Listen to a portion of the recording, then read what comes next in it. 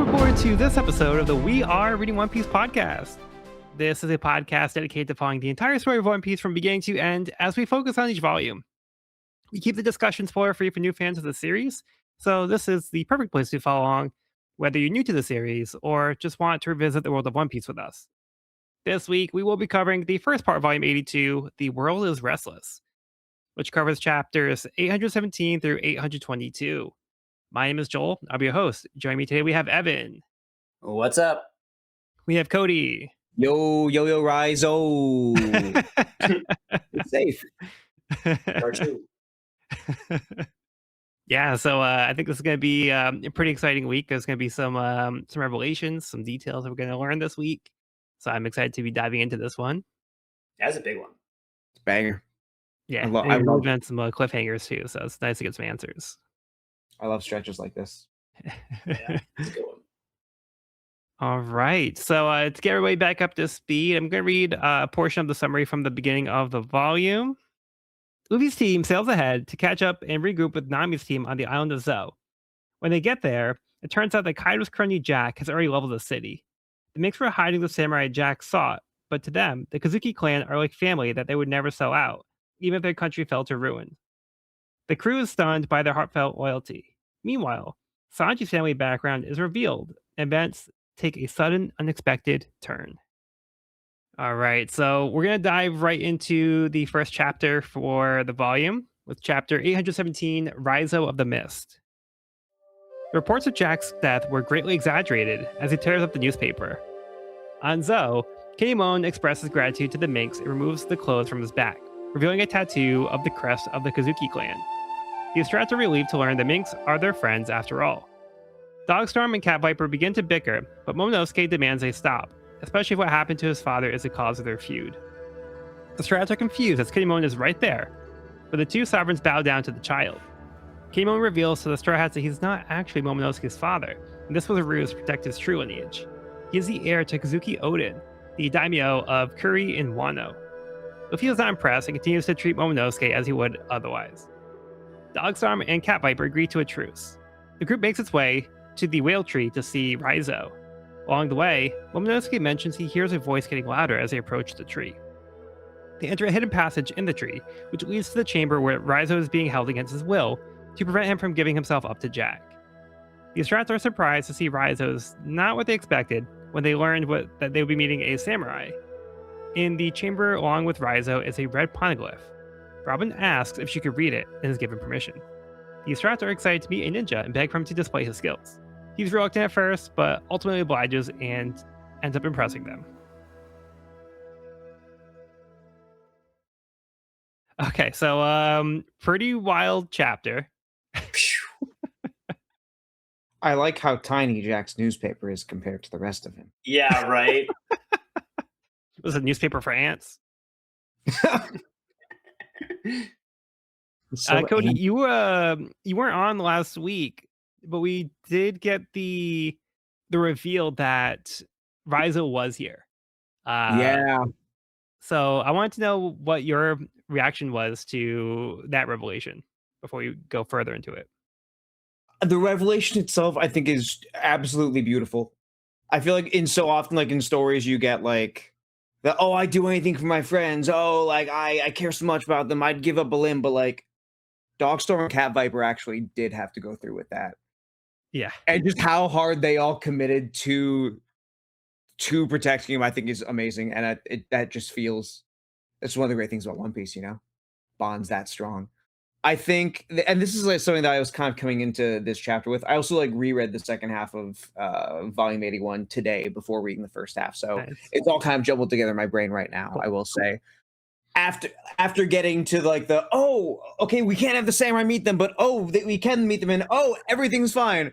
A part of me was like, okay, big obfuscation for us as far as like the samurai can't come in contact with them.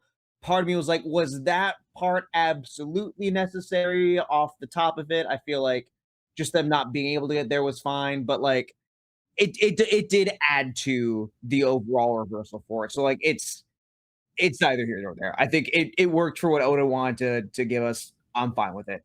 But just like the revelation itself that Raizo is safe, so heartwarming. I was tearing up in a coffee shop as I was reading it today. So good. And like it hit me, I don't know what it was that made it hit more today than when I read it back in like 2017 or whatever. But I don't know.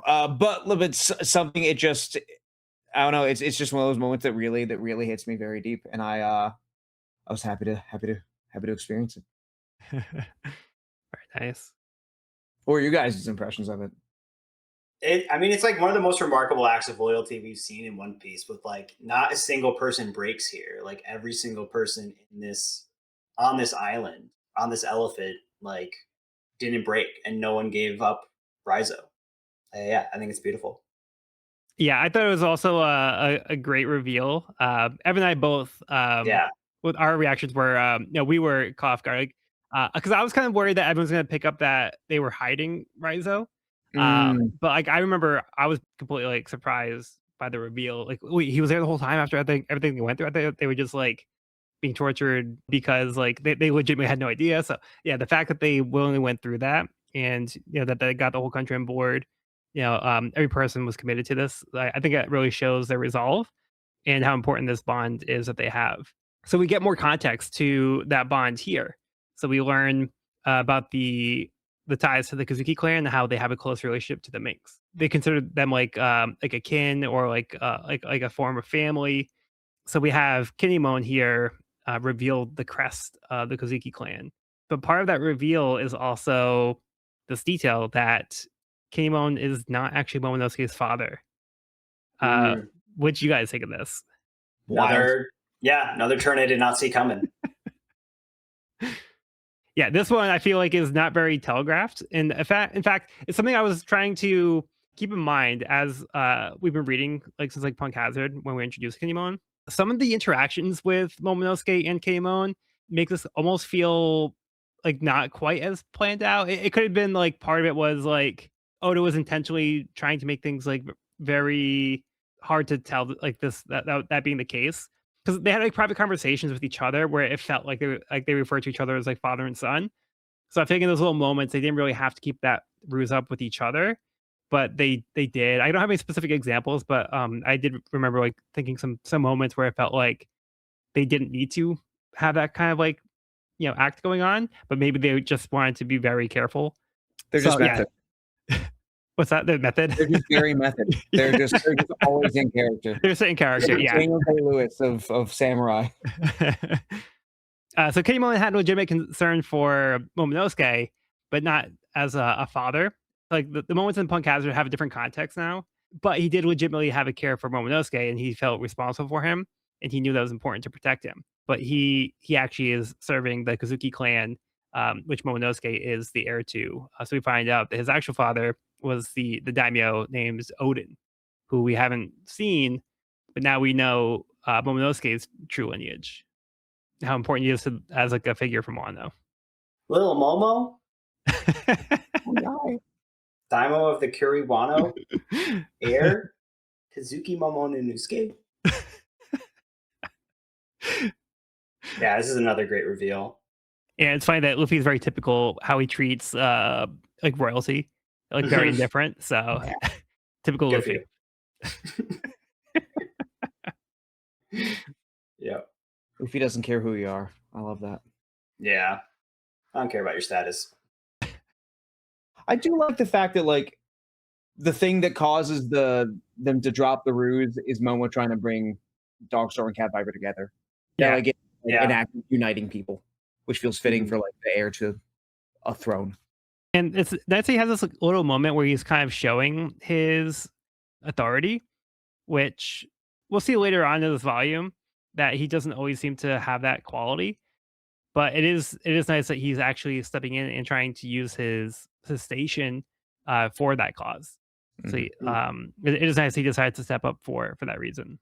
Yeah, and then we have this little detail that Momonosuke is able to hear this voice that nobody else seems to be hearing as they get closer to the whale tree. So there's something going on there. But when they get to the whale tree, we are introduced to the character that has been so central to Zoe so far, but we haven't been actually seen yet. now we actually get the reveal of Raizo. Evan, did Yeah, so Raizo meet your expectations? at first, I mean, I think I had the same reaction as the Straw Hats here. I was kind of like, wait, what? This guy? We all died for this guy? But he does live up to the hype by the end of this chapter. He does all the things. Yeah, this was great. Yeah, he's even got some familiar moves. Quite the Yeah. character design. This guy's all head.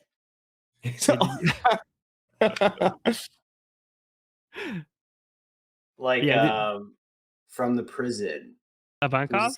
Yes, Ivankov. Oh, Oh, big yes. head. All head. All head. All head All head. character. All time. Yeah. I hear that. Yeah, did you notice the Shadow Clone Jutsu thrown in there? Oh yeah. Clocked all of the Naruto-esque references. Earth element techniques, water element, fire element. Yeah. The scroll. Yeah, it was all there. Yeah. Which I thought was hilarious because it felt like it was going to be like this big like letdown where I was like, oh, he's not a super cool ninja, but then he's like, oh wait, no, let me show you, and then he does all of the tricks. Yeah. This like performative demonstration here. Yeah, it's funny like how everybody gets so excited to see the ninja and ask him to do like all these different tricks and stuff. He's like, why do I show pirates such tricks? And Frank is like, every man loves ninja. So then he ends up going along. He's like, you know what? Fine, I'll show you guys what's up. At first, he's like, no, I'm not gonna do anything for you guys just because you're like, I'm not like some kind of puppet. Like, I'm not gonna put on a show for you. We don't say mean. We don't do that in real life. Also, Law wanting to see the doppelganger technique. Mhm. Mhm. Actually, sorry, because I'm still on Law watch. There's a very interesting when Momonosuke talks about the closer to the whale, the louder the voice I hear. There's a very ominous like side panel of Law with like a ... What does he know? What Mm. I don't know, but we'll find out. I just like we got to clock that real quick. But yeah, See, like this little guy got observation hockey. Like, what's this? yeah, what's going on? Or like it was like mantra a little bit, maybe. Could be. And the two are Yeah. also related, so like it could be one of those like Yeah, different things do the same thing, like with this voice he's hearing. that was kind of when I read this chapter. That's kind of what I was thinking. Yeah, that would make sense. Also, the fact that Raizo has a scar shaped like the moon is also interesting to me. Mm. I don't know why. I just think it's cool detail. Oh yeah, on his forehead. Oh, and does the so we've got the Kozuki crest on Kinemon's back and in this room the poneglyph. Mm-hmm. Yep. It's on the wall. There's here. like it reminds me of something from Alabasta. I think like like the little circle with the dots around that. Like in the center of the like it looks like a crane. Yeah. Like I the feel like we've sun. seen that. I feel like we've seen like either an Alabasta or Skype or somewhere. I feel like we've seen like circle with a bunch of like smaller dots around it before. I don't know if I'm correct about my source. Yeah, I But have just- to go back and look because yeah, I'm not sure. I don't know. But yeah, sorry to digress. The Raizo's talents they're special. Top tier. Top tier. He could be the Hokage. Believe it. Oh, I believe it. Okay. Do we have anything else on this one? Or are we good to move on? Are we just gonna breeze over the poneglyph? I Oh think yeah. for now. It's red. Just because Really? Okay. well, yeah, because we're gonna be talking about it more. There's not really Sure. I mean, yeah, like it's cool that there's a poneglyph here, but the context of the poneglyph is going to be more relevant as we go through the volume. So we can talk about it when it comes up in the chapter. Okay, I'll just say that Robin's excitement at being able to read it is so tangible in that very small, very simple panel. I think that's amazing. That's where I'm at with the poneglyph right now. Yeah. Well, it is interesting that it's red. So that's a key detail that is already different about this one. Yeah. So Yeah, Robin's I caught probably that. I caught that "Ooh." poneglyph right away. I could tell it's red from I this was black and white like, panel. oh hell yeah! I've seen those Well, screen no, I tones. didn't. Well, I'm just saying I clocked that as a poneglyph, and then when I heard it was red, I was like, oh Yeah. shit! Here we go. It's an angry poneglyph. The Rock is mad at me. can smell it's cooking. All right. Well, let's move on to Dex the World, 500 Million Man Arc, Volume 11, Baltigo. Dragon, Koala, and Sabo check the updated bounties for the Straw Hats. Yeah. Different reactions from Dragon and Sabo here. Yeah. Sabo's kind of got like that proud big brother look on him. Yep.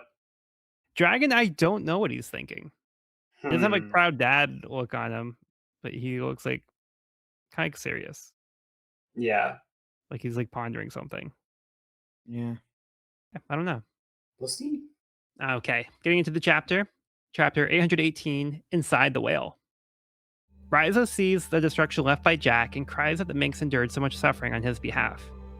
Robin has finished reading the poneglyph, which contains a coordinate which Nami is able to interpret. Dogstorm explains that this is a road poneglyph, which is one of 4 that, when read together, intersect and reveal the location of Raftel.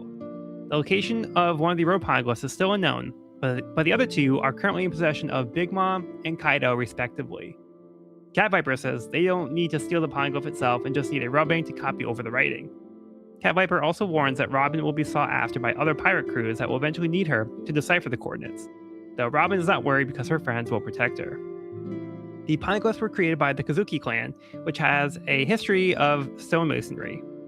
The secrets of creating indestructible poneglyphs and how to read them were passed down through the clan, but the secrets are lost with Kozuki Odin when he was killed by Kaido and the Shogun of Wano before he could pass this on to Momonosuke. Kaido currently resides in Wano. Zoro asks if the samurai were chased out of Wano because of Odin's death. Kamo confirms, explaining that Kaido was trying to obtain the information from them, as Odin traveled with Roger to Raftel, learning the secrets of the world. Lore drop alert.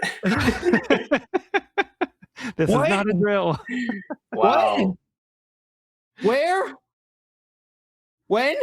Who? Where now? Where's that? Which one? Okay, so 4 red road poneglyphs. Mhm. They each reveal one of 4 locations that, when combined, X marks the spot X marks on the the spot. map X of marks the spot. Raftel. Come on. Come on. This is a pirate manga. Yes, it is. Oh, that was beautifully done. I love that. I love that detail. That's incredible. Ugh. Insane. Insane. Insane. Only took us 800 chapters, but that's why the read is worth it. That's why you're Yep. patient with this shit. One You of get 4. 1 of 4. 1 of 4. Wow. Wild. And you have to and you have to have all 4. There's no Mhm. there's no trying to piecemeal it together. You gotta get them. Yep. Amazing. Yep. Love that. Yeah, what a huge lore drop. I mean, that's huge. Very exciting. And it's cool knowing there's a whole new layer to the poneglyphs and the origin of the poneglyphs, knowing that Yep. the Kozuki clan originally carved the poneglyphs, and now, the Straw Hats have a connection to that clan and that culture now, and this is wild. It's a whole nother level, dude. Yeah. It's all coming together. Yeah, because like up to this point, we've had no idea like where the Pongos came from, like who made them, like what the deal is. But now we have a little bit more insight as to where they came from and who made them. But it's like a secret technique that was passed down from this one clan, but it has now been lost with Odin, who has been revealed to have been killed. He was unable to pass it down to his son. So it's now a lost art and technique that is not able to be passed down any further. And it also helps show how important Robin is to every pirate interested in finding Raftel, because there is no other way to find it until you have those coordinates. We know that 2 of the emperors are also very interested in that because they've been actively collecting, and they have some of the road poneglyphs already. So that's another wrinkle to this journey that's now going to have to be an obstacle at some point that anybody trying to get to Raftel has to overcome. Wow. Yeah, I do love how the fact that Robin has this huge target on her back is pointed out, and how quick all the Straw Hats are to immediately get super protective of Robin. That was Yeah. just, I love that. I was like, not my Robin. You're not touching my Robin. Yeah, Courtney and I are watching Yeah. Ace Lobby now, So Mm. it's so great to see where Robin is now compared to where she was before, and to see this growth of her being like, "I'm going to trust my friends," and she's not worried about being protected. Yeah, So my friends. We were yeah, talking about my friends. Like that's something she never would have said back then. yeah, Is Courtney warming up to her yet? not yet. Okay, But we're fair enough. getting basically we just got to where Lucy's about to go to Gear 2. That's where we Oh had my Nice. to leave it. So yeah, but like she was getting very into it because we watched like 6 episodes like the other night. And she like wanted to keep watching the next one. She was like, I want to binge it. Like, I'm really enjoying this arc right now. Yeah. god. I really like the revelation of like the road poneglyphs themselves. Because like you could look at it on one level of like, oh, okay, cool. I guess we know where to go now. Whatever. It's almost like, okay, you have a cheat code. I guess I haven't really heard people make that criticism of it, but I'm just like, I guess you could. But the thing is that even if you have like the coordinates, just given the way that the Grand Line works so far, it's still gonna pose a challenge. Because Yeah, you're like, okay, we gotta go fucking west 50, blah blah blah, and then north 3,000, blah blah. You still can't navigate with a normal fucking compass. right. So how you even get to that point is still going to be insane. Whether it's finding like an island near it or using like triangulating the log poses. I think like whenever they do get the 4 road pong laps, that's going to be like, a really good moment for Nami just to get to that point.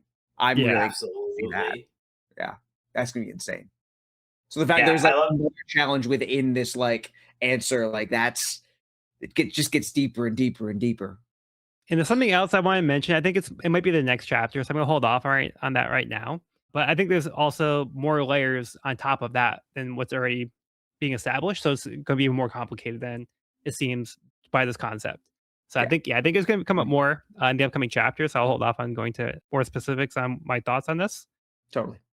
Very cool development though, and the fact that they have one of four and know the location or the general location of 3 out of 4 is Uh like huh. seems like a big step that we just took in this chapter. Yeah, and just having it isn't enough because you need to be able to decipher it, which is also Right. part of the challenge. So Right. Wild. it's like getting it is like the first step, and like that's very hard enough as it is. And then then you have to figure out what the actual coordinates are. Like you have to be able to interpret it, and then you need a skill navigator to probably like, coordinate like where they are, and yeah. So it seems like there's a lot of like skills have to go into this one aspect. Oh man, there's so much happening. And on top of all of that, you find out that Odin sailed with Roger Yeah, to Raftel. Like, wait, what? yeah, where he learned Wild. the secrets of the world. Yeah, The world. crazy reveal. And like, and Kaido's also mixed up in this conflict with Odin, and like, it's still kind of a mystery, but he definitely is kind of like played a direct role in Odin's passing. Yep. Yeah. Yeah, because Odin was It's put like to we death get by big the answers and Shogun. then we also get big questions all at the same time. It's like Yeah. crazy. Yeah, I so do like Lord the Odin fact was that, put to like, death by the Shogun Wano and the pirate Kaido. So they had some kind of joint effort in Hmm. order to take Odin down. it's nice that we have like personal beef with Kaido now instead of just like the logistical Yes. beef that came from Doflamingo. I'm glad that we're fleshing that conflict out right now. Yeah. This feels like the perfect moment to do so. Yeah, it makes the choice to go after Kaido for the alliance even more worthwhile Yeah. because it's also so tied to all the stuff that's going on here. So yeah, it's good that like Kaido ends up being like a good target to go after. It's not like Shanks where it's like if they try to go after Shanks, it's like well we have attachment to Shanks. It's not like Shanks is the one doing like this stuff, like having this like bad history with the Kozuki clan and stuff like that. So it's good that it's like Kaido. It's like a character that we already wanted to target. Now we have a more justified reason to even go after him. So Yeah, it's all coming together. Mm-hmm. You also get kind of some of Kaido's like reasoning as well, like why Kaido's looking for this information or why he's looking for these people because they yeah, have this information. Because we now know the Kazuki family is directly tied to the Void Century and Roger's journey to Raftel. yeah, That's huge. Speaking of information, it's also interesting that they mention that you don't have to actually steal the road poneglyph. You can just make the Mhm. run of it. But the Yep. kind of Big Mom like did choose to take these ones in their possession, even though like the fact that like they're choosing to monopolize the information and Yeah. keep it from others. I'm like, oh, that's saying something about like the kinds of people these two are already. Knowledge is power. Knowledge is power. Cool. Even if you can't read it. I mean, this even goes into like what was Peckham saying like at the end of volume 81 when like they're in the castle, or no, was it Peckham's or was it Beji? But basically when like they're talking to Sanji and Sanji's like, how do you know this? And Peckham's like, because this is true power. Yeah. Yeah. Sorry. It's just the dots are connecting for me finally. And I'm like, oh, okay, Oda. Oh, what's that? I didn't see this angle. Sweet, man. Yeah, what a chapter. Oh, last thing, I'll shut up. I know I said I'm not gonna have anything to say, but now I'm just talking my ass off. No, go for it. I just the last thing I have for this one is that when Luffy got excited about it, I'm glad that he said, so it's finally time, the place where he might find or might not find the One Piece. Yeah. The possibility is so exciting to him. Just the act of exploring it is what he's here for. Yeah, that wording was a little shocking to me. Yeah, that's a good point. But yeah, I mean, I think that is very in line with Luffy because like he did make that statement back in Sub Odie where he's like, I don't want to know if the One Piece is there. I want to find out for myself. Yeah. But But yeah, it's also I did like that distinction that he made here. That Oda intentionally put that wording in. It's also cool because like if they don't find it, like, yeah, there's a chance that it doesn't exist, or it's just not there, and then it's just another adventure. Yeah. But he embraces the possibility either way. Yeah. Yeah. Yeah. So cool. That's our So guy. good. That's our guy. Okay, I'm done now. Okay. Do we have anything else for this chapter, or do we want to move on? I'm good. I'm good. Okay. In that case, we're going to move on to Decks of the World, 500 Million Man Arc, Volume 12, Future Land, Baltimore. The citizens of Baltimore are pleased to see Frankie's new creation. Oh, I just realized the lion looks like it has like a Thousand Sunny like headpiece on. Oh. Got the chopper horns. And this gorilla kind of has like Frankie arms, like current day Frankie arms. Yeah. Mm-hmm. Oh, and then this little vehicle has a BF on it for Battle Frankie. So yeah, it looks like Frankie did some work on these guys and left them some technology. There's beta testers. The guinea pigs. Yeah, very cool. Very cool. Also, very small thing on the SBS here. So here, Oda actually gives the name of Law Submarine, which is the polar tank. And he just says like sometimes there's just like not really a good way to introduce that type of information to the story itself. So the SBS is kind of like a little way he can do that because apparently on this the model that came out, it just said Law Submarine and didn't actually have a name for it. We also get the worst generation's hobbies.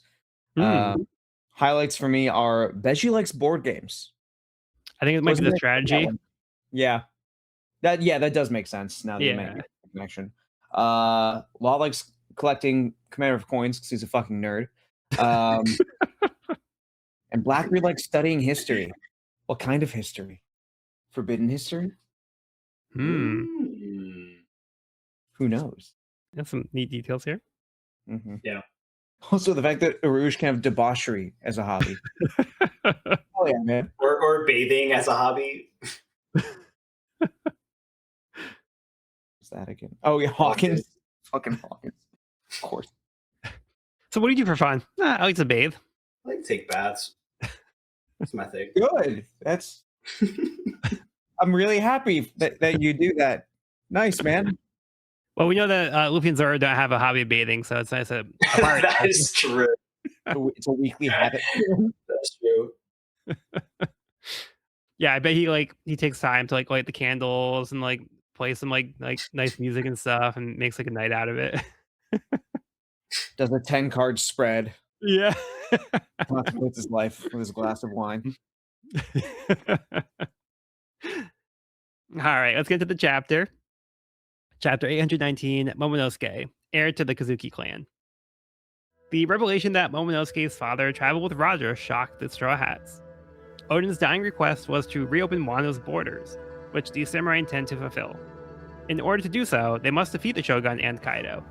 To achieve this, they need allies, which is why they sought out the Minks from Zou to request their aid. Kamo informally requests these Straw Hats to aid them as well. However, Luffy declines. Luffy addresses Momonosuke, asking if he's actually a leader or just a figurehead. The others shout at Luffy for being so harsh to an 8-year-old, but Momonosuke holds back his tears. He declares he wants to defeat Kaido, but does not possess the strength to do so. Luffy agrees to team up for an alliance, officially forming the Ninja Pirate Mink Samurai Alliance. Luffy explains to Raizo they will need to retrieve Sanji first, as he will be needed for the upcoming fight. While the Minks celebrate the reunion of their kings, Jack approaches after receiving a report from Sheep's Head that Raizo was not there.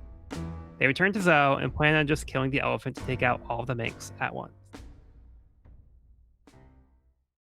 Okay, so we get a little bit more of history with kind of like what Odin's deal was. So we kind of find out here that Wano has a history of being a closed off country, but Odin wanted to reopen the borders. So that was something that he wanted to achieve before he was killed prematurely, and he wasn't able to achieve that. And Kimon says that they want to fulfill Odin's dream.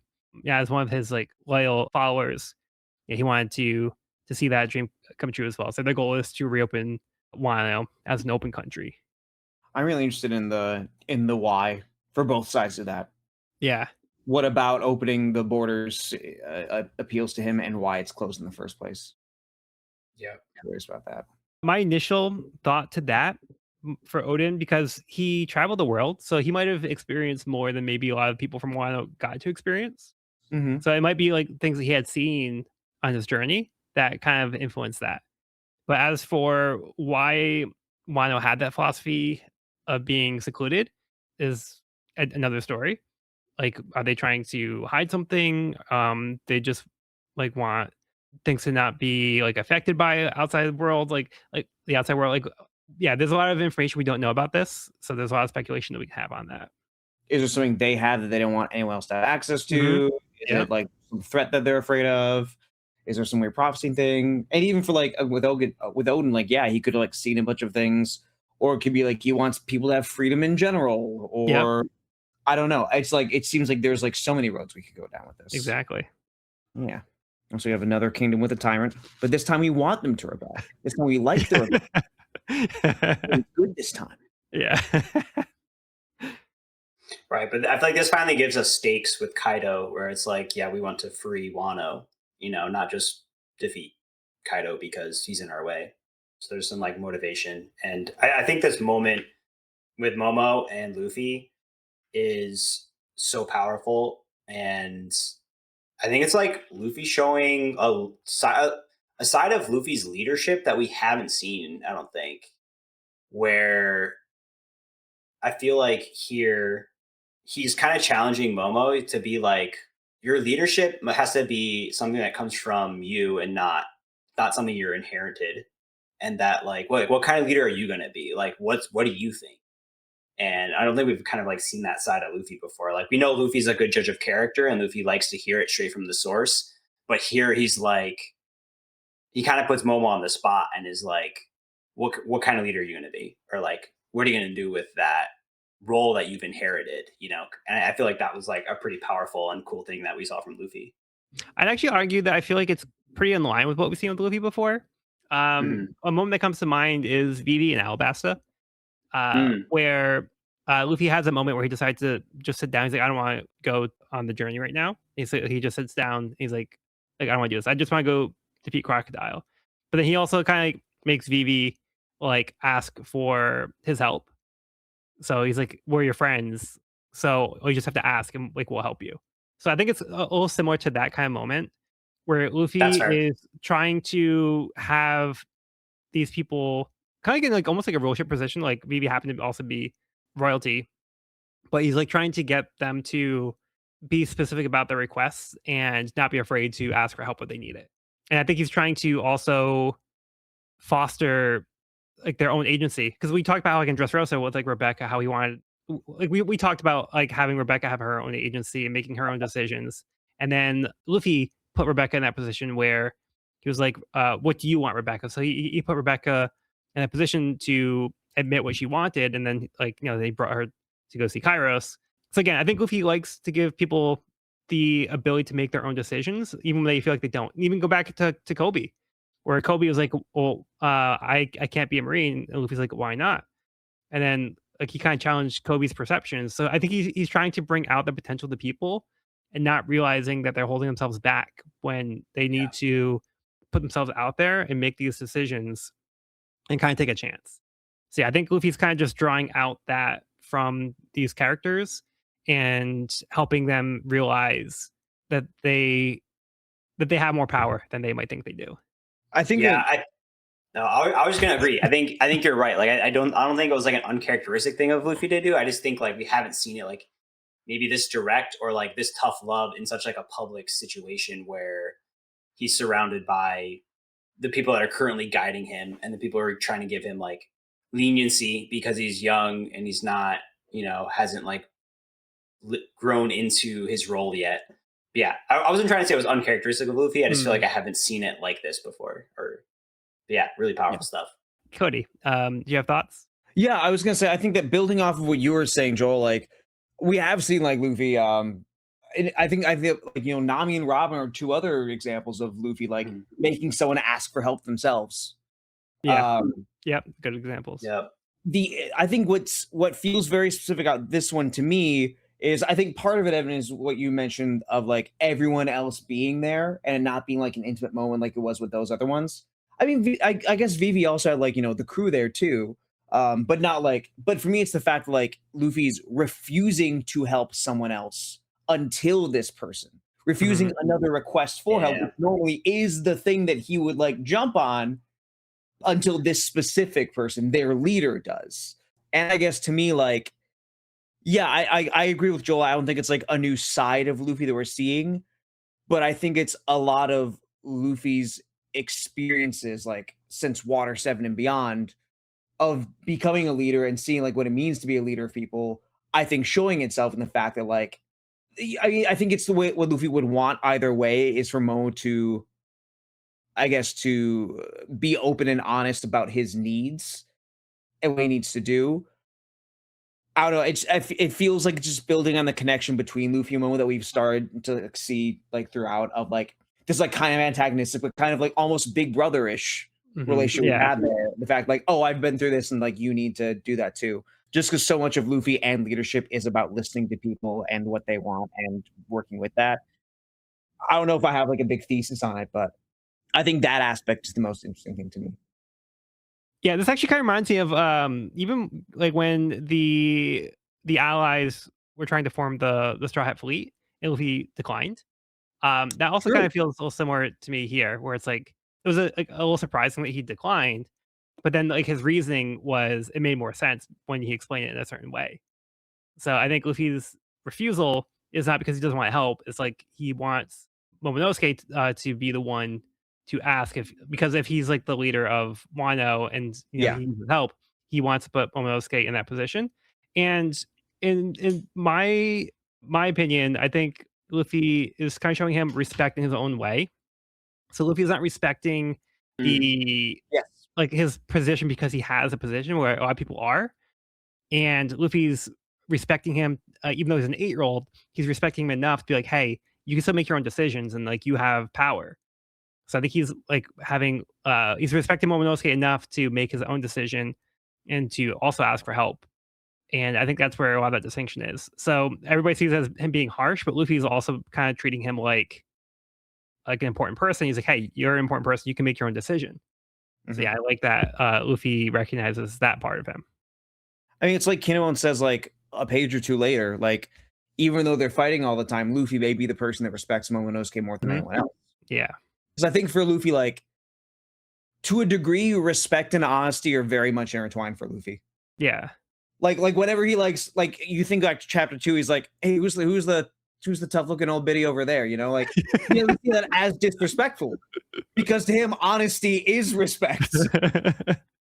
He'll disrespect someone in other ways for sure, but like I like, I think that those two things being not the same but close together is just Luffy how Luffy shows that. And like you said, Joel, like fighting with Momonosuke and holding him accountable is how he pays respect to him.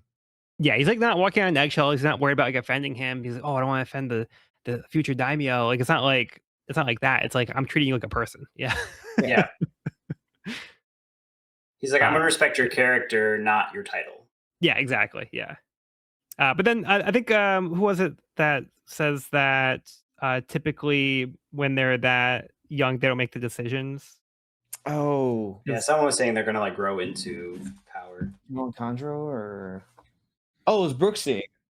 Brooke. Okay, yeah. So like Luffy almost has like almost kind of like a naive approach to it, where it's like, hey, you have this position, so you gotta like be the one to call the shots. But it's also like he doesn't have the world experience to also be calling all the shots either.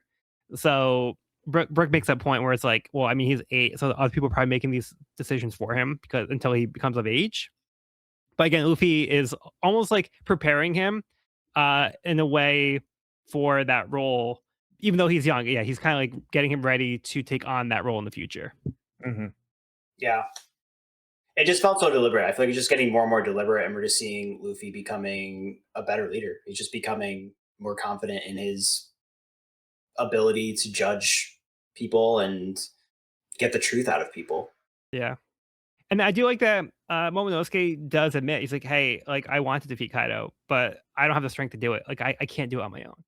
So I do need your help. And that's why they're in this position where they're trying to get allies to help them. And we've seen in the past, especially in Punk Hazard, where these samurai have been very reluctant to ask for help. They've been trying to be independent and self-sufficient. Yeah, they wouldn't even like ask for food and things like that. Anytime that they were helped, they were a little bit stubborn and they didn't want to acknowledge that they needed the help. So we're getting to a point where they're getting to know these characters more, and they're starting to get their background and why they need help and like what their history is. And the fact that they do need help and that they're actually asking for it, that does kind of show some progression here with these characters too. Also, Usopp and Brook are doing a ninja pose in the Ninja Pirate Meets Samurai Alliance. And That's fun. funny.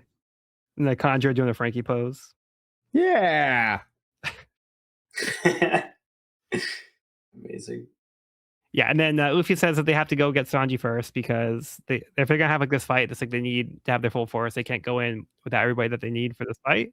But then I think it's funny when he refers to Peckham's as Lion Viper, and Dogsworm's like Lion.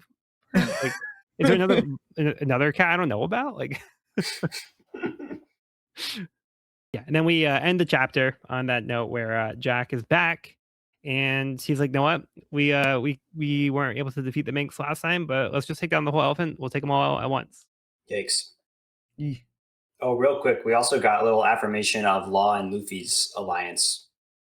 Still going strong. Okay, it's not over.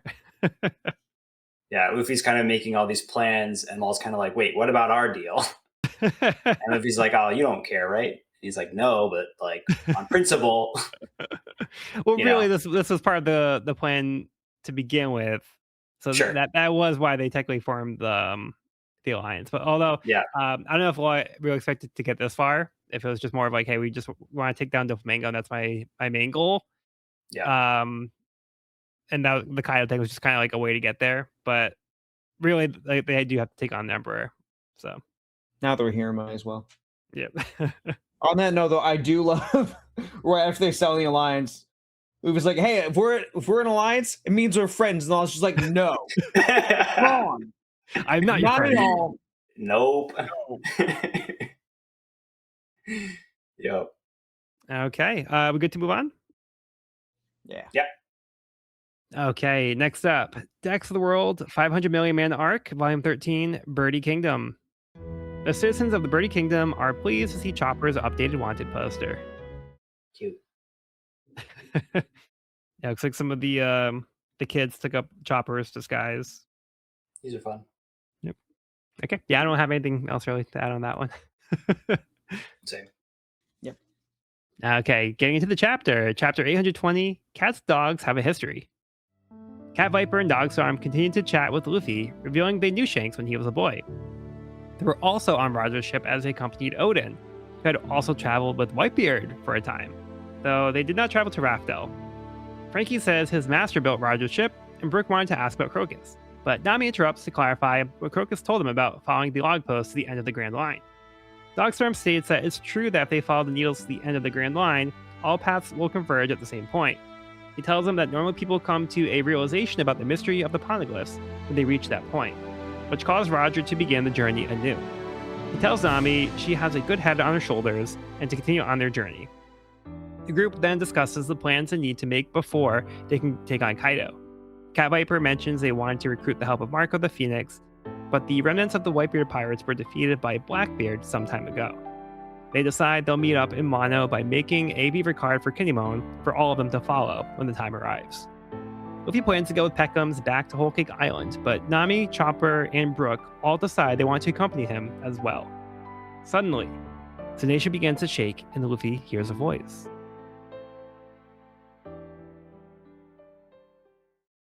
Okay, so we got some more revelations here. Yeah. How fun and nostalgic was this, though? I feel like hearing about like the previous generation and their connections and alliances, and kind of the connections like between Roger and Whitebeard and Odin and some of the party present. It was kind of cool hearing about those connections and kind of seeing some of the parallels to the current generation and their kind of similarities, and at least the way they handle things and like the kind of pirates that they are. It's very interesting, and it feels kind of like nostalgic in a way. Yeah. So casual with the name drops too. Right?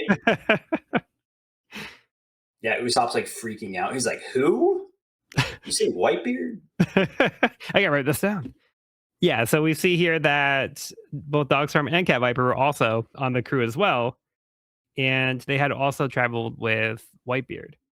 So they didn't make it to the end of the journey, but they were on the crew for some time, so they got to meet Shanks. And yeah, so we also see that there's ties to Whitebeard. So Cat Viper, knows Marco the Phoenix from from the time on the crew. So they wanted to see if they can recruit the help of Marco because he thinks that he'll be able to help them with their upcoming battle. Be a powerful ally. I think another interesting point about like the reminiscing is like we've seen like hints and traces of Roger throughout this journey, and it feels more and more like Luffy is like following in the footsteps of the person he wants to become. Like we almost see like this. He's almost like walking in the shadow of Roger, and we see him kind of like making the same connections and making similar alliances and like befriending similar like the same people. And we kind of see this trajectory or this like path that he seems to be following. Very interesting. Just pretty cool. I really like the fact that like we're just connecting so much right now. Like we're reconciling all the log post stuff, and even with the news of the road poneglyphs, we're seeing how they still have a function. There's like another mystery tied into those. You bring in Marco into the picture. I also just like Marco, so that's cool. Yeah. But like seeing like, oh, okay, like the fact that like there was that Whitebeard pirates versus Blackbeard pirates war after Marineford has consequences, but he might be able to be folded into this Kaido thing, and then even taking the Momo and Kinemon stuff and deepening their connection to Caesar and Dofi at the start of it, and giving that trajectory into everything after Dressrosa. It's just the world is feeling even more connected, which has always been one of my favorite things about One Piece. But after like Dressrosa was just so much time in one location, which was great because we got to really deepen that one location.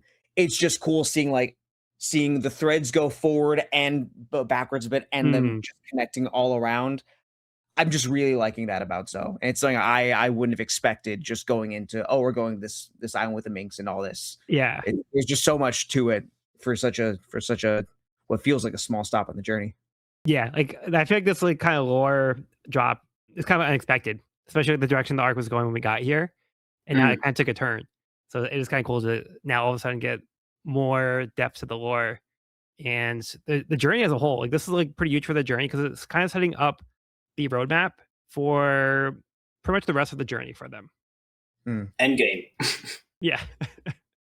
Yeah, it's just wild. And it's like you would expect this after 820 chapters, but yeah, it's just like seeing all of these paths crossing and all of these connections being made.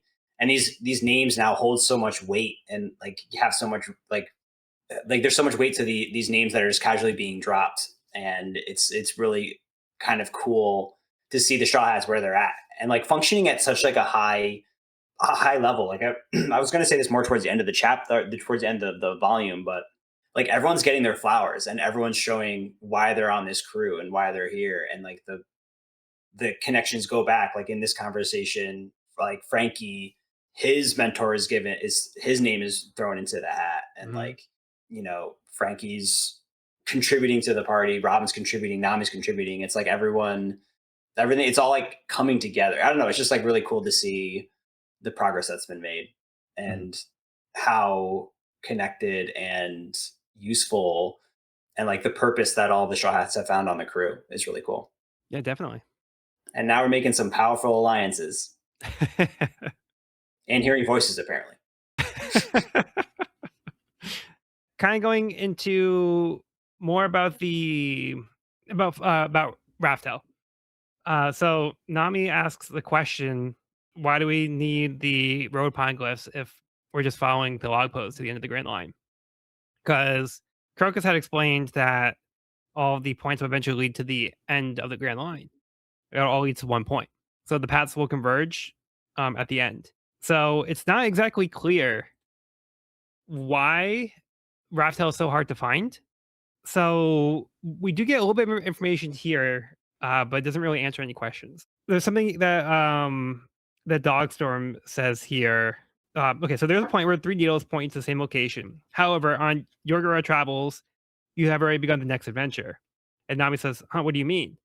And then Dogstorm says, normally is when you reach the log's endpoint that you come to a realization about the mystery of the ancient writings on the poneglyphs.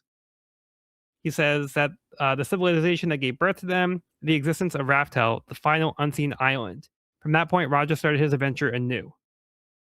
So there's something about Raftel that Roger had to start from the beginning. So they journeyed the entire Grand Line, got to the end, realized something, and then realized that they had to start over. So it's not clear what that something is, like what made them have to go back, what realization they had, and what's different about the Straw Hats journey. Because then Doctor also says not to worry, like you're not on the wrong path, just continue on your journey. So he's kind of reassuring Nami because Nami's not really sure about those details either. But the wording that he says here was the final unseen island. That to me, like I don't know what Dogstorm knows, but he didn't make it to Raftel, so I don't know exactly what information he's aware of and why he used the term unseen island.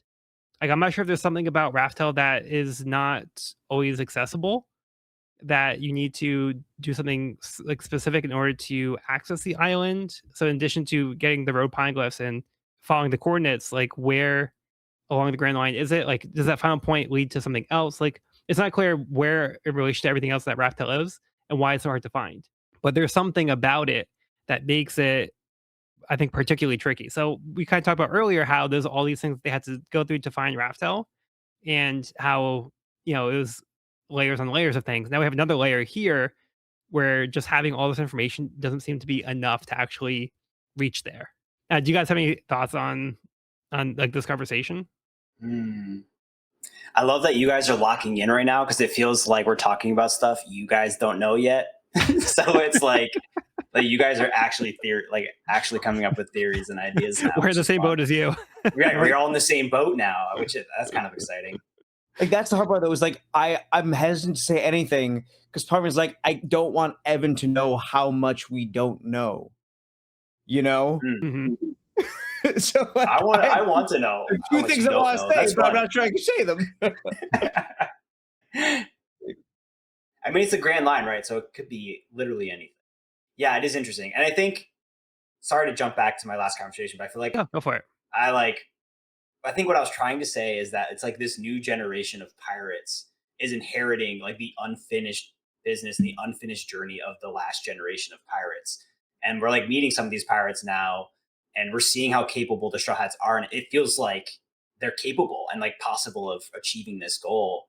And it's also interesting because I feel like they're not being fully transparent. Like there's a lot of times where it's kind of like you kind of need to do this on your own for it to like work. Can't just like give you the answers. So yeah, there's still like a lot of mystery there. Yeah, I think But it that is also kind cool of seeing the lends to parallels. to that point, there's something special about the Straw Hats where this is something that even some of the best and strongest pirates for the last like 20 whatever years, 22 years, 22 plus years, 24, like whatever it is, they have not been able to replicate or achieve the same thing that Roger did that long ago. So this isn't something that just any regular pirate can do.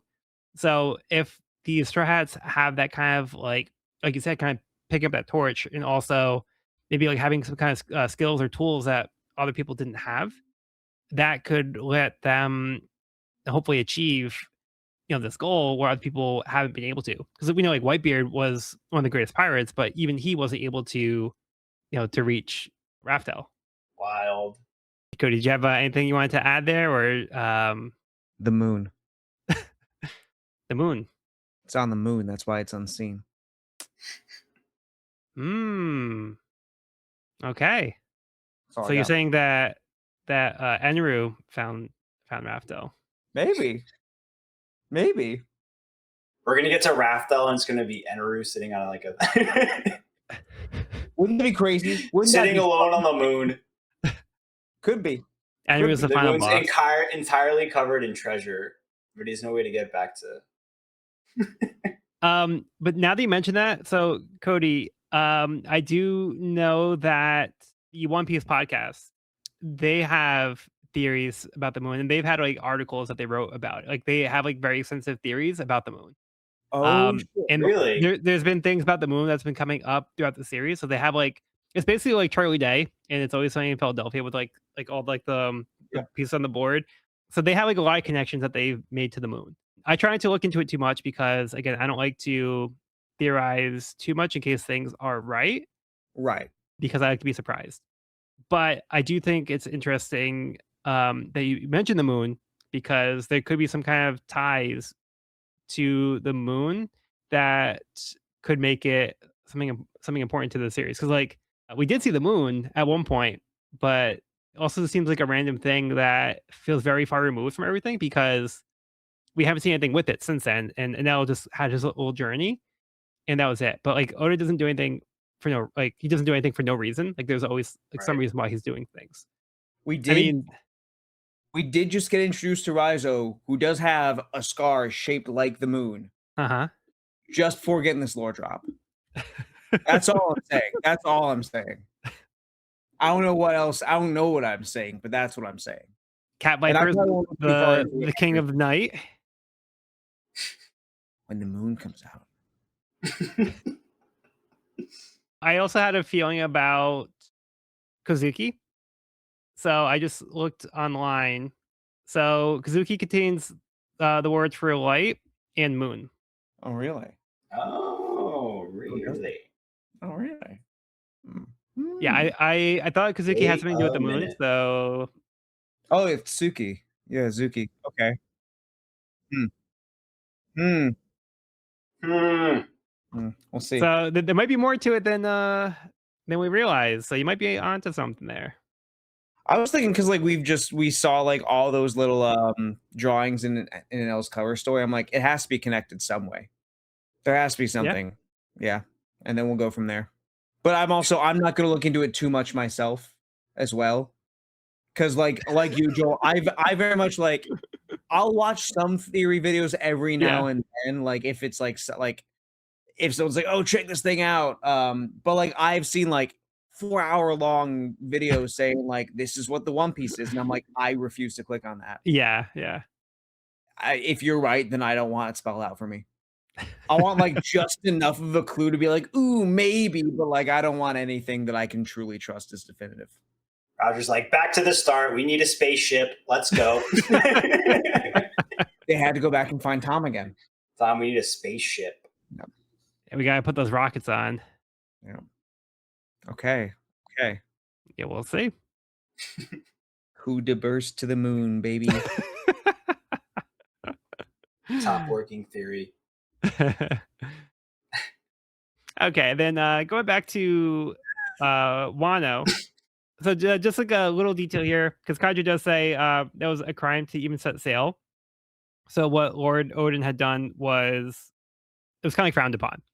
So the fact that he went with Whitebeard and Roger their pirates. This is like considered to be like a scandalous thing that he did. This wasn't like something that was normal for people from Wano to do. And again, like they weren't supposed to like leave the country, so like the borders were closed. So they were supposed to be like you stay in Wano, you don't leave Wano. But Odin decided to go out on the adventure, and he joined the pirate crews to do so. So Odin was a little bit of a trailblazer in that way. He was having issues with their policies before he even left. Hmm. I want no more. More. More about this guy. I need answers. Yeah, and then also we find out a little bit of what happened to Marco after the war. So Luffy couldn't remember who Marco was. He's like, oh yeah, the pineapple guy. I have to thank him for saving me. But apparently, Whitebeard's former crew they were hunted down by the Blackbeard pirates. So Blackbeard wasn't content with just destroying the captain. Like he wanted to tear down the rest of the Whitebeard pirates too. So he went after them. Marco, his fate is kind of unclear right now. So they're hoping that he's still alive, so that way they can recruit his help. And then the last thing was Luffy is now hearing voices in his head too. What's up with this? Just like Momo. Interesting. Okay, we have anything else on this one? I'm good. All good. Okay, next up, chapter 821, Understood. Zoe has become unstable as Renisha is attacked by Jack's forces. Both Momonosuke and Luffy can hear a voice, but nobody else seems to be able to hear it. The voice instructs them to give the order, but Luffy doesn't understand what this means. The voice does not respond back. Pedro remarks that Roger described being able to hear a voice as well. Momonosuke realizes he can see through Zunisha's eyes, reporting that Jack is attacking, realizing that the voice he's hearing is Zunisha's. Zunisha explains that it committed a crime in the past, and as atonement, it must continue to walk. In order to fight back, it will need permission. Momonosuke shouts for Zunisha to drive Jack away. Zunisha uses its massive trunk to swipe at the battleship, destroying all of them in one swing. They no longer hear Zunisha's voice. Apu reports to Kaido that he lost Jack's signal on the transponder snail.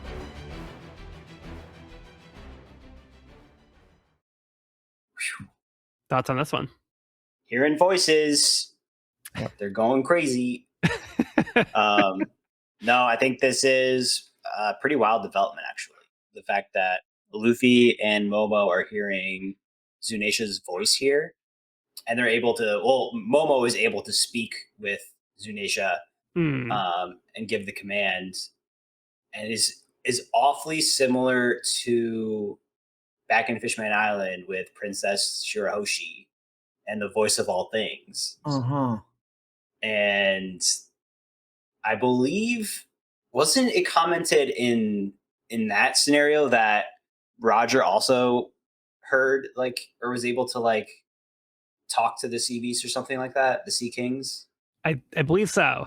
Yeah, he was hearing them similar to this. A sovereign being born. Yeah. Yeah. Yeah. Because Luffy could hear the voices of the Sea Kings, the Neptunians. Yeah. I did forget about that actually. So yeah, that's a good callback. Yeah.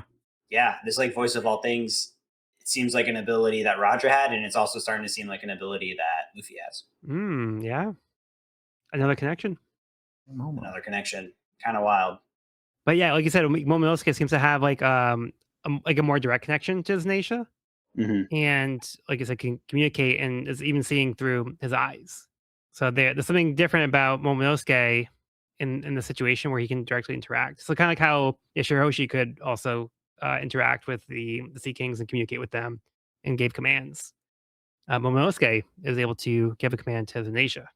In fact, Zunisha is forbidden from taking action other than walking. So Zunisha did something not good, where it's now being punished, and it couldn't fight back without being given permission to do so. It did have to be like, hey, if you want me to help, you need to tell me to do this. I don't have the ability to do it by myself right now. So it's interesting. I want to know what Zunisha's history is and what Zunisha did. Right. Why is it being punished? How did it get in the situation? 1,000 years ago. And how does this punishment even work? The fact that literally physically stops Zunisha from doing anything other than that. Zunisha's like physically bound to this. Yeah. Who bound them? Like, was it like a previous Kozuki? Given the fact like Momo was the one who can like give the order for it. It It's wild. is wild. Is this a possibility of another ancient weapon? Maybe. Maybe. I never thought about that until just now because I didn't think of the connection with Shirahoshi. But now that you mentioned it, it's very similar. It is very similar and incredibly powerful. I mean, this elephant just wiped out a small fleet of ships with a single command. And in this case, linked to the heir of a nation, Yep. Yeah. just like Shirahoshi. And also the Yeah. connection to the poneglyphs, which Oh, have been tied to the ancient weapons in the past. True. Luffy's got some friends in high places. Yeah. Yo. This is gonna be a lot to think about. These are things that Yeah. like weren't occurring to me until we started talking about it. So I'm getting more out of these chapters than I thought we were going to, and I already thought we were gonna get a lot out of them. So Same. Yeah. Slightly different subject. Was anyone else like really creeped out by like Zunisha's eyes when we finally see them? Yeah. Or the Well, they've been one kind eye- of creepy the whole oh time. yeah. Like it kind of reminds me of Mihawk, honestly. Like yes, all creepy was just like the little like the light emanating from it.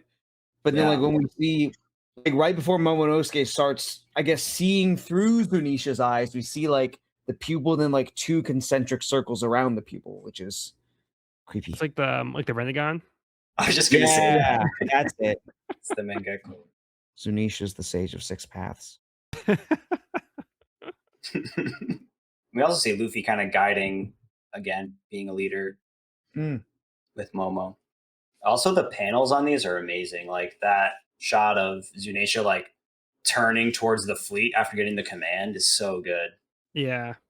I really like Yeah. the one like on the bottom of the page after that, where it's like where Jack's crew is looking up and it's just black. Yeah. Like, oh no. It's Yeah. the biggest oh shit moment. This is like kaiju attack level. Yeah. Jack's like, And I even the immediately regret my picture. decision. What were we thinking? Why did we poke the bear? I didn't think it could do that. Yeah, then like that so there's like not a lot of like text on like these sequences here, but then like that like the double page where like the ships are being smashed, and you can see like the like then like the smaller panel where like you see the ships in the air. Just like the pure destruction that Yeah. the nature is able to cause is pretty insane. And that's a ship full of devil fruit users, so I don't like their odds. This spread also just feels so earned, or at least emphasized. Just like the way Oda has had like like the panels have just been jammed in the entire chapter at this point. And I feel like in Zoe in general, like it's just been like a lot of like things competing for space on each page, which just like makes this one hit even harder. Yeah, that's so true.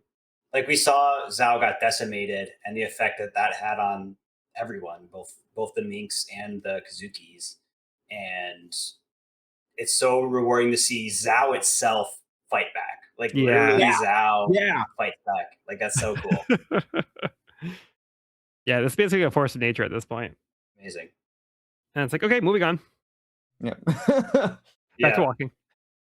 It's like swatting the fly. Yeah, Luffy's like, yeah, so if that was great. Now if you'll just fill this bag with food, we'll be off.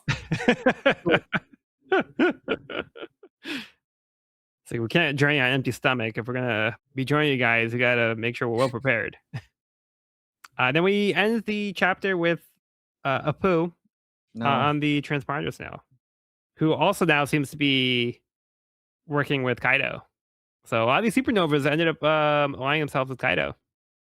And the 2 pages and the 2 panels before that, we get some shadowy figure with all these neat trees and bars. Yeah, I didn't really notice that part. I really love the way Oda's using his panels. Yeah. Like just like he's either hiding things from you or emphasizing them so well. Mm-hmm. And are we to believe that is Apu in the location of Apu's snail? I believe that is Kaido. We think it's Kaido who has a transparent snail that looks like Apu.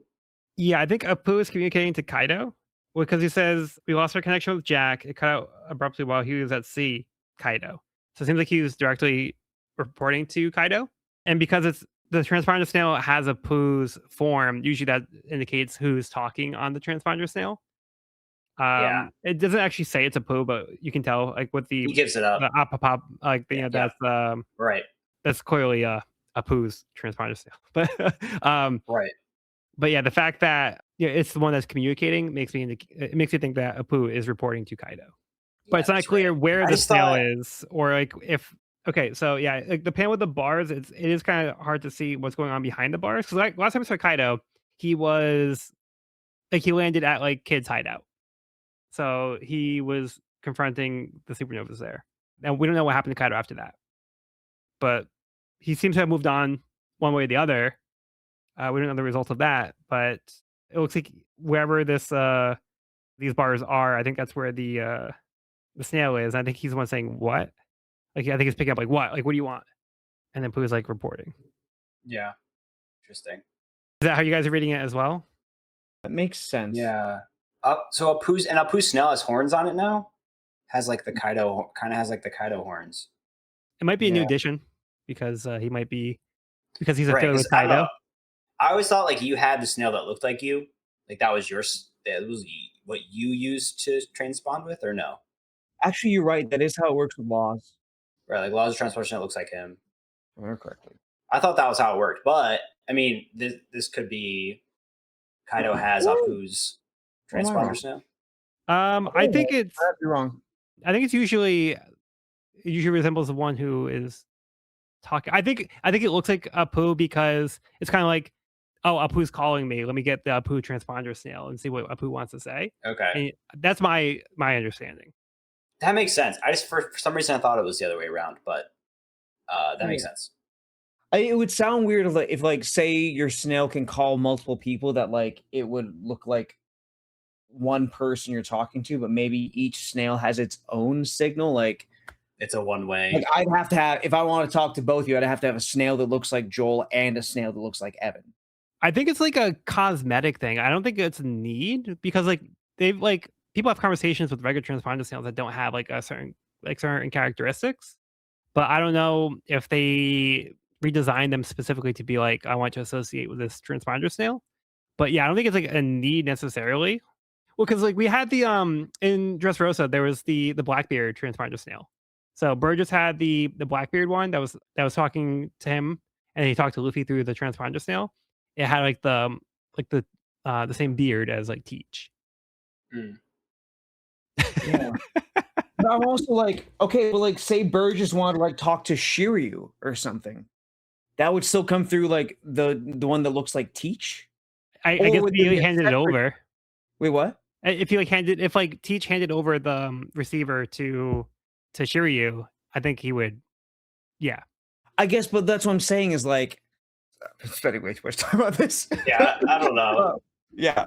But I guess for me, like it would make sense that like what if Burgess wanted to specifically call Shiryu or like I don't know. I'm trying to think of anyone else Burgess would be friends with. Probably not many fucking people. Say Burgess's personal trainer, right?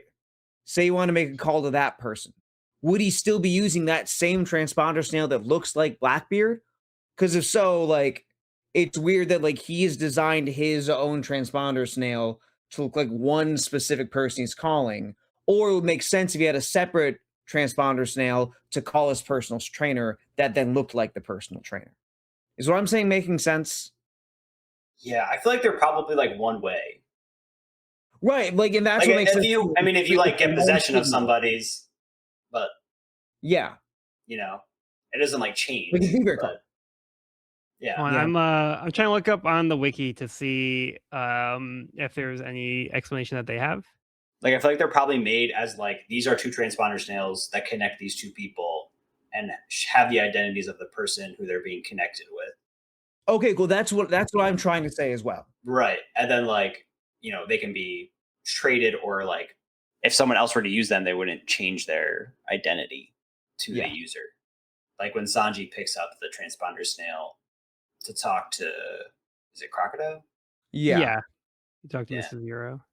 If it is just like me and Evan have our two transponder snails that have each other's signals and that can only call each other. That would make sense if like the transponder snail I'm talking into looks like Evan. Yeah. That makes sense. And that would make sense why this one looks like Apu, if Kaido's the one answering it. We can assume Apu is talking into a Kaido-looking transponder snail to give this report. Yes. I'm seeing like on the wiki, it says like one of the trivia things in the anime, when a Dendemushi gets hijacked, it rapidly changes faces repeatedly. So I don't know if it's like just changing to look like whoever is supposed to be talking. That sounds like fake. But it doesn't always do that though. But I'm trying to think of like I don't think we ever seen it like drastically change their complete like design to look like a different person. If you go on the wiki page for transponder for Dendemushi, under behavior, there's a little gif of the snail that looks like Law, just very like changing from Law's like very chill. It looks like Caesar, yeah. You know. Okay, yeah. So it still has like Law's features, but then it has like Caesar's eyes, like, but it has like Law's hat and his tattoo. But then because like Law's kind of got like the more like laid back chill eyes, and then Caesar has like the large like pupils. Right. So, and the caption says it's Law and Caesar talking through that Dendemushi. So this seems like the Dendemushi that I believe Doflamingo was on the other end owns, that looks like Law and is therefore specifically meant to call Law and only Law. Yeah. Yes. Cool. Okay. So after all that, it seems to be the implication is that this is Apu calling on the snail, right? Yes. Okay. I think for sure. I think just having ones with like features as a cosmetic thing that could just be like, again, associating this transponder snail with that person. So if they call, it's usually that person calling on this line. But it's not like, I don't think it's necessarily, it doesn't have to be that person to speak on that snail. It could be anybody that picked it up and called, but it's like this is coming from Apu's line. Which, all that being said, like it is interesting that there are horns on this Apu snail. It means that he is aligned fully under Kaido. Yeah, I think that's the implication on this panel. Yeah. All right, we got there. My God. All right, are we good to move on? Yes. Yeah. I'm so ready to move on. All right, we got one more chapter, but first up we have Decks of the World 500 Million Man Arc, Volume 14, Sabaody Archipelago. Angry management. Brook's former managers trashed the place upon seeing his new wanted poster. Yeah, so they did not end on good terms with Brook. World tour delayed indefinitely. Yeah, Brook is under new management. Okay, now we have chapter 822, Descending the Elephant. Chopper leads a team of doctors to treat Zanatia's wounds. Momonosuke tells Kinemon he would like to stay on Zo for now and see if he can continue to talk to Zanatia. Dogstorm says he'll watch over him and will bring him back to Wano when they regroup. Kinemon will travel to Wano with Zoro and Law, Cat Viper will seek out Marco, and Luffy's team will head to Whole Cake Island with Peckham's. Luffy is eager to get going and grabs Peckham's. Pedro also requests to accompany Luffy on their trip in order to keep Peckham's in line. Usopp gives Nami an upgraded climate baton with tech from Weatheria, which she dubs the Sorcerer's Climate Baton. Luffy grabs his group and jumps off the elephant's back. Meanwhile, in Alabasta, Vivi prepares to embark on her trip to the Reverie. Vivi! Hey. Long time no see, friend. We started like two or three cover stories ago. Yeah. But here she is, page proper. In the actual chapter, yeah. Yeah. Exciting. It's nice to see Vivi again. So Frankie says it's really easy to make phone snails. Tell me more. How are you going to dress them up? How does it work? Making them is easy. Dressing them is hard. Yeah. That's cool. Yeah, apparently they grown. How to do that, though. Yeah, I guess they're just like out in the wild over here. So I think they saw some around. So if you can find a snail in the wild, you could just make some modifications to the shell and set some stuff up, and then you can get a little transponder snail. It's neat. Then they live the rest of their lives as a telephone. Only they like it though. Yes. As long as they get food, they're happy. Because if they didn't, that would be. we don't break. They get a home. They get taken care of. That is funny. They're like pets that are also your cell phone. Yeah. But yeah, I'm happy to see that Chopper is treating Zanisha. So Zanisha Yep. took some to the cannonballs to the leg, and yeah, Chopper gets the team ready, and yeah, they come up with a treatment plan so they can treat Zanisha even when Chopper leaves. So, but yeah, Zanisha's probably gonna be okay. And then he asks, "For these 1,000 years, what have you been walking toward?" We all want to know. Hmm. Yeah, and I seen Chopper stepping up here though. I feel like in the chapters we've talked about today, like everyone's stepping up. Like Choppers gets his flowers here. Frankie's building stuff with Usopp to help benefit this crew. Usopp's building Hmm.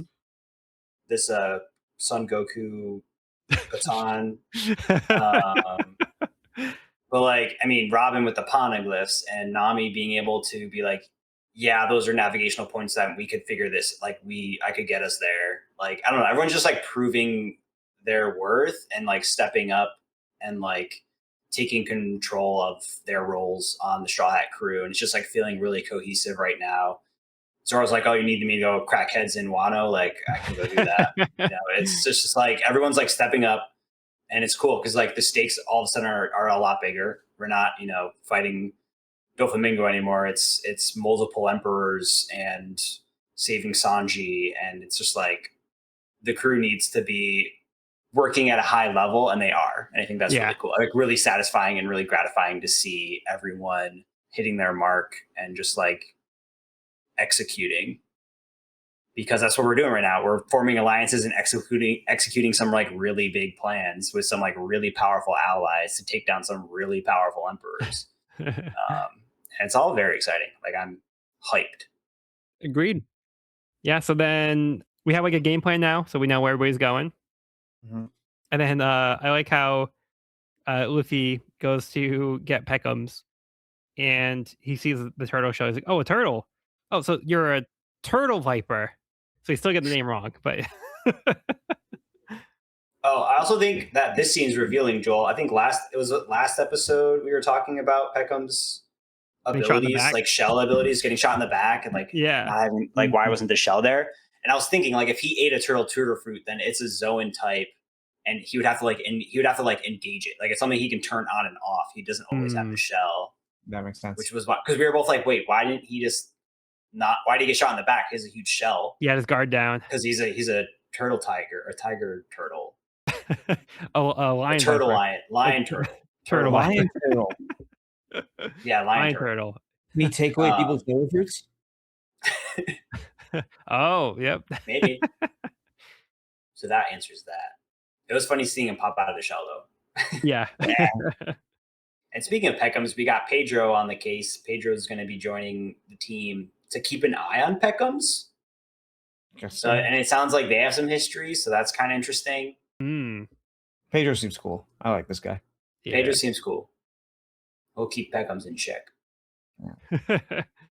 Like everybody wants to go, but it's like we gotta keep the team somewhat small. It's already getting Right. pretty out of hand. So Yeah, we've got our 4 teams ready to go.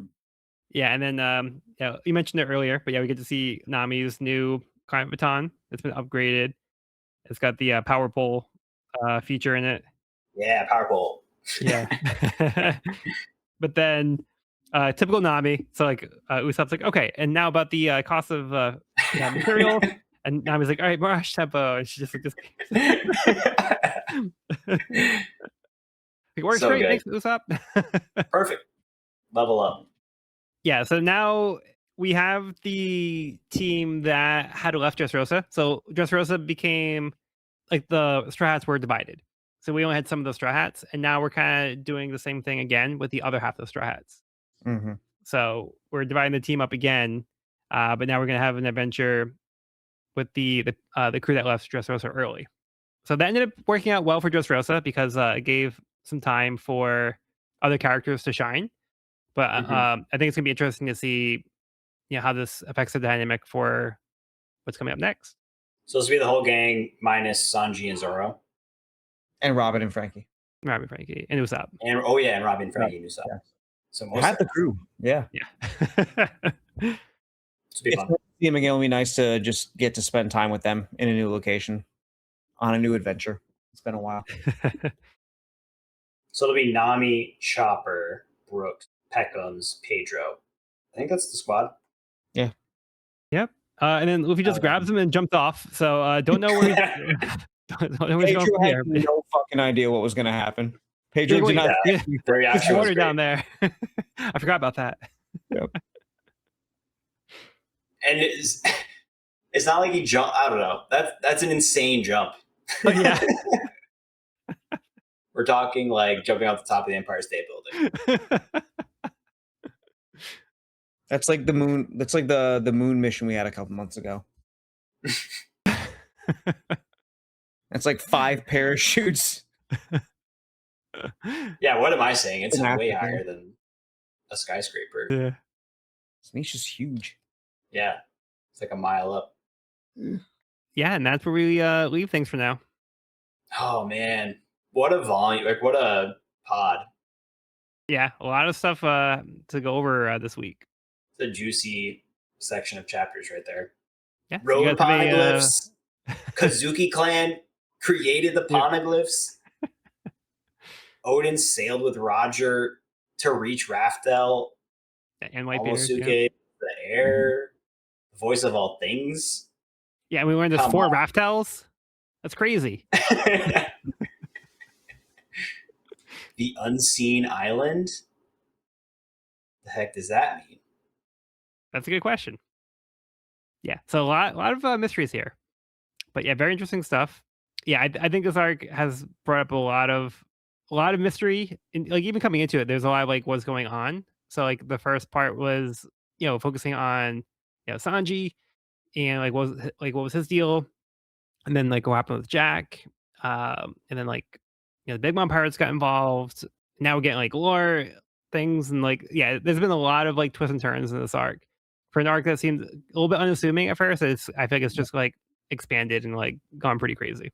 Yeah, this was such a good like change of pace. I don't know. I thought like the reminiscing was really cool. Like I think it kind of like re-lifted that like inherited will that we have of like Roger's generation now being like passed down to Luffy's crew and generation. Like it's kind of cool to see that like legacy.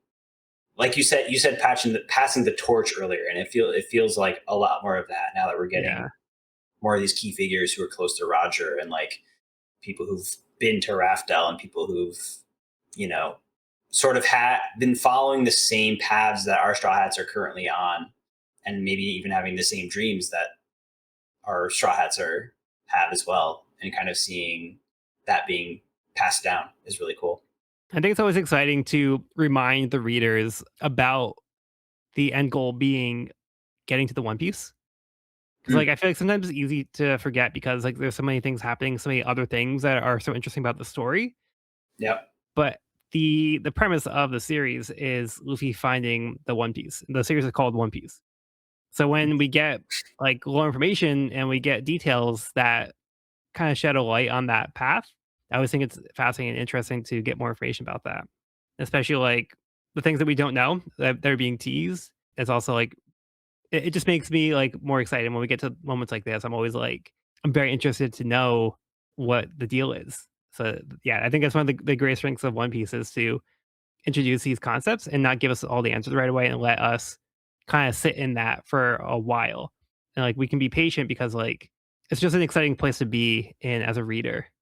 And you can enjoy it for having like these little mysteries be set up or big mysteries being set up for the series too. Cody, do you have any final thoughts? You said everything you just said was exactly where I was at. Yeah, agreed. That was well said. Yeah. Cool. Very excited for what is to come.